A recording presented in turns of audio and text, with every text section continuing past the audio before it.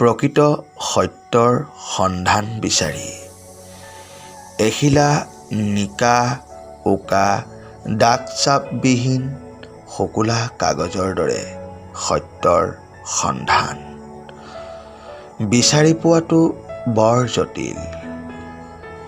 এই কলিযুগৰ পটভূমিৰ মধ্যত শব্দ বাক্য বচন সকলোতে এতিয়া সত্যৰ সন্ধান বিচাৰি পোৱাটো বৰ কঠিন।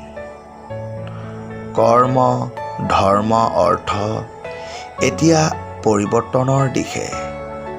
শ্ৰদ্ধা আদৰ সন্মান প্ৰেম ভালপোৱা সকলো আধুনিকতাৰ কবলত অধপতনৰ দিশে।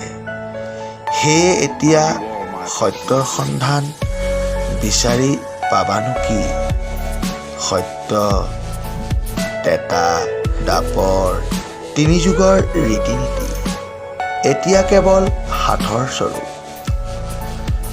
তাহানিৰ 1400-1500 শতিকাৰ শংকৰ মাধৱ আজান ফকীৰৰ দৰে দিন আজি নাই।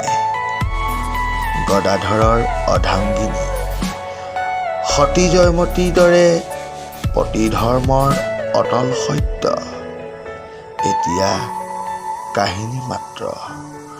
18-19 শতিকাৰ বাপুজীৰ দৰে স্বদেশৰ প্ৰতি থকা কৰ্ম আৰু সংকল্প বানে গৰকা ফচলৰ দৰে বিধ্বস্ত।